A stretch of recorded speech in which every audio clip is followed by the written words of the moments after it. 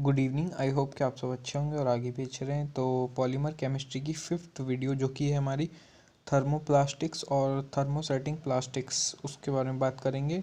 तो काफ़ी easy topic है, आपको जल्दी समझ में आ जाएगा।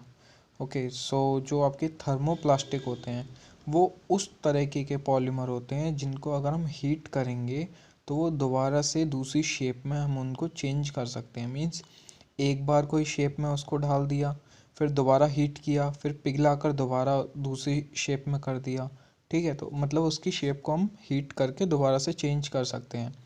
और जो इसको शेप देने का मेथड होता है उसको हम बोलते हैं इंजेक्शन मोल्डिंग, थर्मोफॉर्मिंग और ब्लो मोल्डिंग।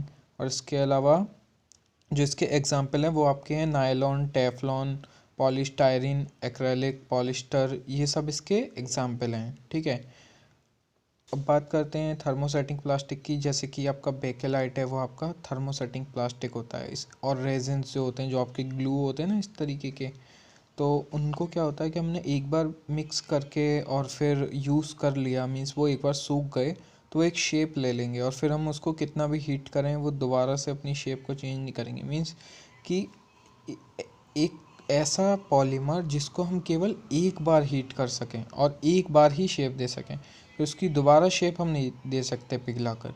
ठीक है, तो इस टाइप के जो पॉलीमर होते हैं जिनको केवल एक बार हीट करके शेप दी जा सकती, दोबारा नहीं दी जा सकती, उनको बोलते हैं थर्मोसेटिंग प्लास्टिक।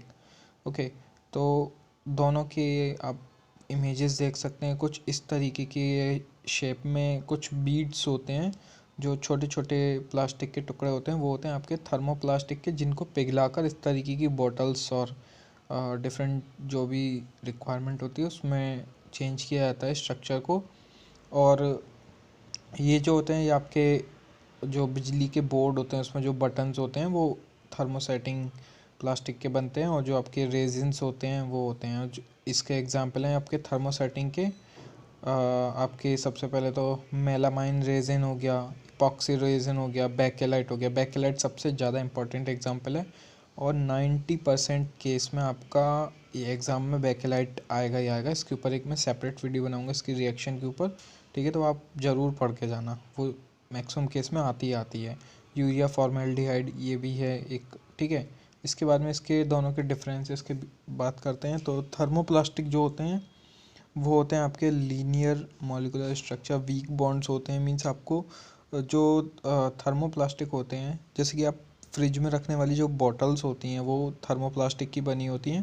तो आप उनको क्या करते हैं, हाथ से दबा सकते हैं। मीन्स और फिर आप छोड़ेंगे तो वापस से अपने शेप में आ जाएगा। ठीक, तो मॉलिकुलर स्ट्रक्चर उनका जो होता है वो वीक बॉन्ड से बना होता है, बट फिर भी जो थर्मोप्लास्टिक होते हैं वो काफ़ी ज़्यादा सॉफ्ट होते हैं कंपैरिजन टू दी थर्मोसेट्स। ओके, और इनका जो मेल्टिंग पॉइंट होता है वो लो होता है और इनका मेल्टिंग पॉइंट हाई होता है। इसलिए जब भी इलेक्ट्रिसिटी का जो भी कभी फॉल्ट होता है तो काफ़ी ज़्यादा हाई टेम्परेचर का जब प्लाज्मा क्रिएट होता है उसके बाद में ही आपका वो प्लग पिघलता है। ठीक है, तो काफ़ी हाई मेल्टिंग पॉइंट होता है और ये जो होते हैं ये काफ़ी कम हीट पर ही पिघल जाते हैं। ये हाईली रेजिस्टेंट होते हैं केमिकल्स के, और ये होते हैं हाईली रेजिस्टेंस हीट के भी और केमिकल्स के भी। मतलब बहुत ज़्यादा हाई हीट और काफ़ी केमिकल्स को ये रेजिस्ट करते हैं। ठीक है, रिसाइक्लेबल होते हैं, जैसे कि प्लास्टिक की बॉटल्स, उनको पिघलाकर दोबारा बनाया जा सकता है दूसरे शेप में। ये नॉन रिसाइक्लेबल हो गए, एक बार अगर बन गया किसी शेप में तो फिर दोबारा शेप दूसरी नहीं दी जा सकती। ड्यूरेबल होते हैं, फ्लेक्सिबल होते हैं, इलास्टिक होते हैं। ठीक, स्ट्रॉन्ग होते हैं, रिजिड होते हैं, ब्रिटल होते हैं। ठीक, और एक और बात कि ये जो होते हैं ना, अगर इनका अगर मॉलिकुलर स्ट्रक्चर अच्छा नहीं है, मीन्स स्ट्रॉन्ग तो बना बट उसके बाद में भी वो फ्लेक्सिबिलिटी उसमें नहीं आई थोड़ी बहुत, तो क्या होगा कि वो हाथ से गिरने के बाद ही टूट जाएगा। ठीक है, थर्मोसेट्स का ये है।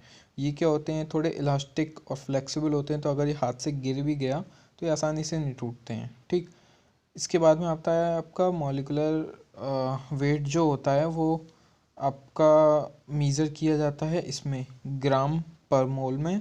और जो इसका किया जाता है वो आपका होता है क्रॉस लिंक डेंसिटी होती है मोल पर सेंटीमीटर क्यूब। ओके, इसके बाद में बात करते हैं कुछ एग्जांपल्स की। थर्मोप्लास्टिक के एग्जांपल आप दे सकते हैं, पीईटी है, पीपी है, पीवी है, पॉलीविनाइल एक्राइलेट, पीवीसी है, पॉलीविनाइल क्लोराइड हो गया, पॉलीस्टायरीन हो गया। ठीक है, इनका मेनली क्या होता है, स्मॉल बॉक्सेस कंटेनर जो होते हैं, पानी की बोतलें, इसके अलावा आपका जो पाइप्स होते हैं, पानी के पाइप्स, टैंक्स, इन सब में होता है इसका काम। ठीक, एलडीपी और एचडीपी ये दोनों काफ़ी इंपॉर्टेंट है, और एक पीवीसी आपका बहुत इंपॉर्टेंट है। ठीक है, ये एग्ज़ाम में काफ़ी आते हैं एलडीपी एचडीपी, तो इनके ऊपर एक और वीडियो बनाऊंगा, वहाँ से आप देख लेना रिएक्शन के साथ। ठीक है, पूरी डिटेल्स। और थर्मोसेटिंग के होते हैं आपका सबसे इंपॉर्टेंट है बेकेलाइट और एपॉक्सी रेजिन, मतलब रेजिन्स और जो फाइबर्स होते हैं उनके ऊपर एक शॉर्ट नोट आता है, तो इनके ऊपर भी मैं एक बना दूंगा। ठीक, पॉलिएस्टर हो गया, यूरिया फॉर्मेल्डिहाइड, और ये सब जो भी है। तो आई होप कि आपको ये वीडियो अच्छी लगी होगी।